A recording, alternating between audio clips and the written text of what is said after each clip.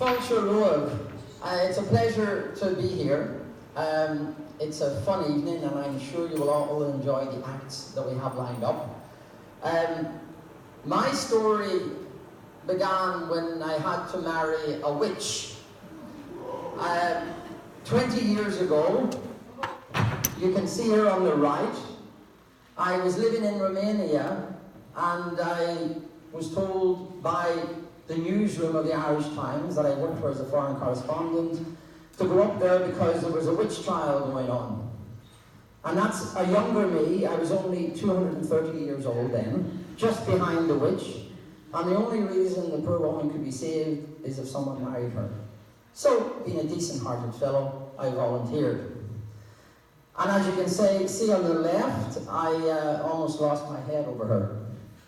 So that's how it all started, with a fax. This was before the days of email and internet, from the Irish Times Foreign News Desk in Dublin.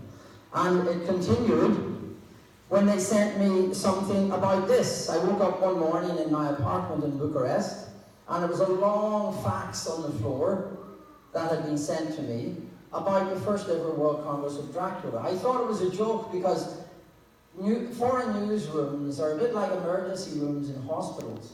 We're covering planes falling out of the sky, or presidents being assassinated, or wars, that we need a sense of humor to get us over it, just like those in emergency rooms in hospitals. So I thought this was a joke, and I called Dublin and I said, "Are you guys kidding?" And they said, "No, we don't know anything about it, but we just received some information that was going on there next week."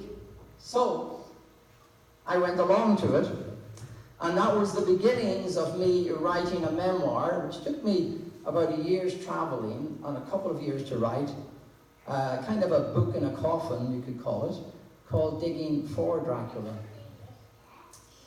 So, as I say, I traveled to a lot of places. Some of the places we will see here on the presentations.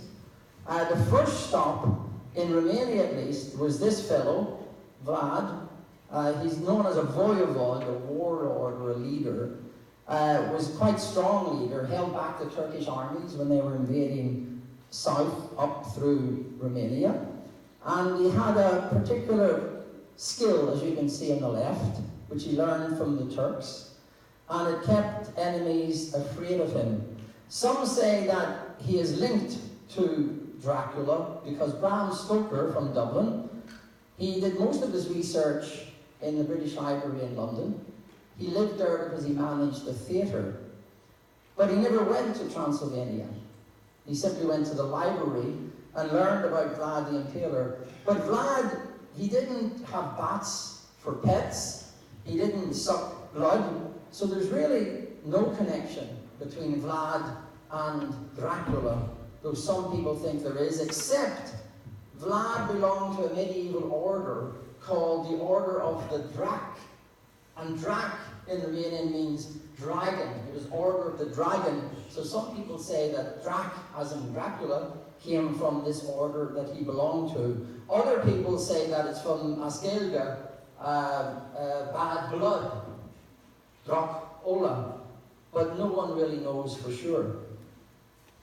My first stop coming out of Bucharest going north was to a little island called Stnog Off, and you can see a monastery there right in the middle of Stnog Off. And on the right you can see the Order of the Dragon's logo. So the Order of Drac. Seemingly, no one knows where or when, but seemingly Vlad was buried on this island. And indeed there is a grave marker showing that he's there, but of course no one has dug him up, so we don't know if it's true or not. The next stop further north in Transylvania is Bran Castle. And once the Discovery Channel on television was shooting a series called Mad Kings of Europe, and they contacted me and asked me if I could rent this castle. I had never rented a castle before, as you can imagine, but I approached the Ministry of Tourism, and indeed they rented it to me. So I rented this castle from 6 p.m. until the wee hours of the morning for shooting, and it was $1,000 American dollars to rent it. But this castle, while it looks like Dracula's castle. Again, has no links to Dracula, but those people that go to Romania seeking Dracula's origins often end up here at Grand Castle. It's quite a beautiful area, and it's a gorgeous medieval, well-preserved castle. This, however, this is the authentic Vlad the Impaler's castle. Now, as you can see, in ruins. It's high up in the Carpathian Mountains, where in the novel by Bram Stoker, Dracula lives with his concubines. It's a ruin now, but as you can see, there are steps. I think there's 100 steps that go up to the top of this particular ruin. And of course, writing Digging for Dracula, I had to spend the night in Dracula's castle. And in a few moments, I'll read a short passage from Digging for Dracula about me arriving here to do that late one winter's night. It's a fascinating place, and it's been resurrected as a historical site. Some of you may have visited this place before. The Crusaders, the medieval fellows that went to the Middle East, to Jerusalem, because of the sandy, dry earth in the crypt of this church, many of these bodies are quite well preserved. You can kind of see some flesh still on the bones. You can also probably see the fellow on the left. Crusaders were quite tall people, and sometimes they couldn't fit into the coffin, so there was nothing for it but to break their knees and put their bones alongside their shoulders just to get them in. But Bram Stoker, he had a boring job in the civil service in Dublin, but he loved the arts, and he loved to review the theatre. And he was sickly as a child, so his parents would read him ghost stories. His mother taught him about the cholera outbreak in Sligo and the dead bodies on the road. So he had a vivid imagination, and he wrote these theatre reviews, and he would go to this place just to spark his imagination for the stories that he wrote. From Romania, from Stnog Off Island, from the castle of Dracula, Vlad the Impaler in Transylvania, to Ireland, and then I journeyed onwards to what is the biggest garlic festival in the world in central California, in a place called Gilroy, California. And it's quite remarkable. In about 4 days, they raised several $1 million for various charities. And at this festival, you can eat garlic ice cream, you can buy garlic toothpaste, you can buy garlic hair shampoo. The garlic is known also as the stinking rose. And I have a bit of garlic in my pocket just for protection. And I hope you each came with one, because you never know, there might just be a vampire sitting beside you. This is Vincent Hillier, quite a character. At that World Congress of Dracula, there were about 400 people, and he was one of them. And there were nurses, teachers, professors, anthropologists, sociologists, writers. Some of them had their dentists sharpen their teeth. Some of them had coffins in their living rooms, which they slept in when they felt like it. And Vincent Hillier, he offered $10,000 in gold for anyone who could bring him a vampire, and he had 2 doctors in California ready to verify the find. So if any of you think you know of one, it might be worth contacting Vincent for that $10,000 reward.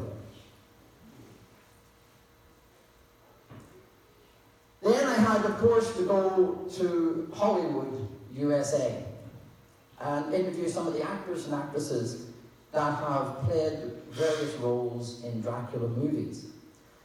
One of them, the lady on the left, in her younger days, she is in a carriage in the very, very first talking Dracula movie. Before that, there was a couple of silent movies, but that was the first talking Dracula movie. And she became famous because she had the very first line, very first spoken line in a Dracula movie. And this is the carriage which is not moving at all. There are 2 fellows outside pushing it as if it is moving. and they're supposedly traveling through the Carpathian Mountains in Transylvania, getting closer to Dracula's castle. On the right is Carla in her 80s. And she has in front of her, as you can see, a book of Dracula. And she told me that she has acted in many movies, but this is the one movie she receives most requests for her autograph for one single line in a talkie movie. Interestingly, Carla's uncle was an accountant and also the founder of Columbia Studios, or Metro-Goldwyn-Mayer Studios in Hollywood. And at those times, you didn't have computers for special effects. So everything you did in a movie, you had to do physically, like men dressed as Roman gladiators or elephants. So she lived on the lot of the movie studio when she was from about 8 or 9 years of age until she was about 20 years of age. And she would tell me stories about waking up in the morning and opening her curtains, and rhinoceroses or elephants or monkeys, or as I say, Roman gladiators would be walking past to perform in some epic movie. So she had quite a growing up in moviedom. Then I had to meet with Bela Lugosi. Many of you may know Bela Lugosi. He was one of the earlier actors impersonating Dracula. He was from Hungary, a place called Lugos, which is now part of Romania. And Bela Lugosi immigrated, and he acted in many Dracula movies. Bela Lugosi himself, the fellow on the left, is now dead. He died about 30 years ago. But on the right, beside that young looking enthusiastic reporter taking notes, is his son, Bela Lugosi Jr. And fact being stranger than fiction, Bela Lugosi Jr., the son of Dracula, makes his money as a lawyer protecting the copyright of 3 comedians called the Three Stooges. And he told me that he was afraid to go back to Romania because he didn't know how Romanians felt about their medieval leader, Vlad the Impaler, being associated with a vampire. So here is the son of Dracula who's protecting the copyright of 3 comedians. Again, fact being stranger than fiction, Dracula is buried in the same line in the cemetery as the man who sang White Christmas, Bing Crosby. You can't make this up. So they're neighbours. This fellow, very well known, he's known in the United States as the father of sci-fi.